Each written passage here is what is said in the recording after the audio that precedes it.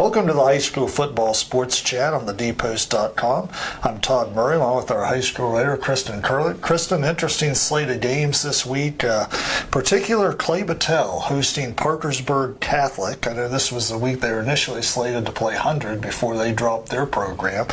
An interesting Parkersburg Catholic team. They're 2-3, but they've lost to some very good teams.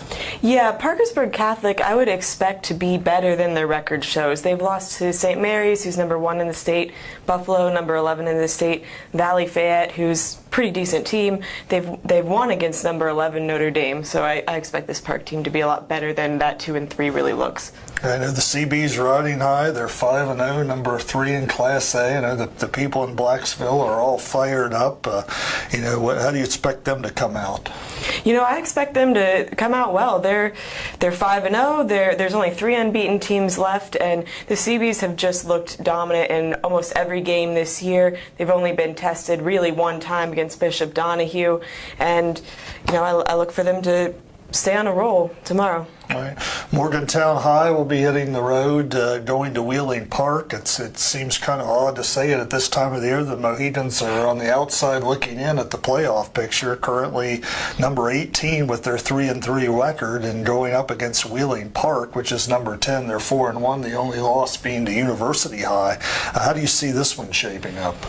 This is another tough game. Wheeling Park is that one loss to UHS. Coming into the season, they were a favorite to win the track conference. They have a couple really great athletes in Theo Blackston and Chalmer Moffitt. They really make that offense go. MHS will have to figure out a way to stop them. The question is, how can MHS do that with the injuries that they have? Right. Where do they stand with that? I know Deshaun Thomas banged up. Deshaun has been getting a lot of carries so far. He's been doing a good job. He's the leading rusher at this point, but I think he's one of many who are banged up at this point. The list is getting so long you can't even count them all. Another big loss is that quarterback Ethan Goldcamp is likely out this week after a leg injury that he got last week against Wayne. So you look for his backup, Zane Hearn, to step in. It's a shame. Ethan was really coming along the last couple weeks especially. That's not to say that Zane Hearn is not a very capable backup. He's been good enough to really put up a fight against Ethan at the beginning of each of the last 3 seasons.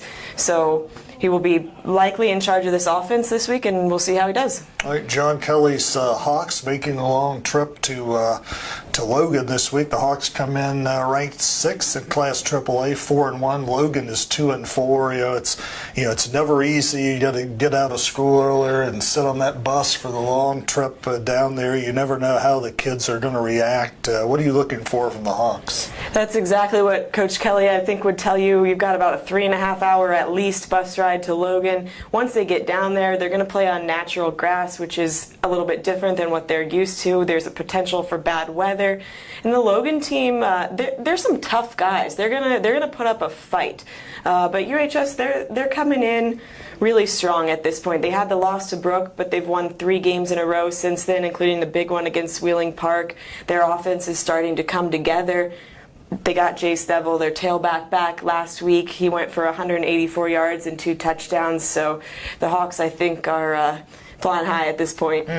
Jonathan Tennant's Preston Knights have the week off, but they are sitting at number 13 in Class AAA, 4-2. They will have East Fairmont the next week. I know the expectations just seem to be growing every week in Kingwood with the way this team is coming along. Yeah, it's interesting. I think Coach Tennant described this season right now as fun, and that's exciting for Preston. The last time they were in the playoffs was 2008, and right now they're right there at number 13. The top 16 teams get in.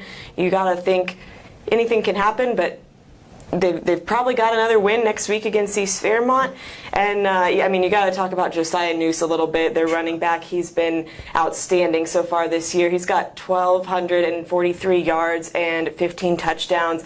And that is one of the most, if not the most, in the state at this point. So he's tough to handle. All right, we'll see how it all plays out this weekend. Kristin, thanks for your time, and please continue to follow our high school football coverage on thedpost.com.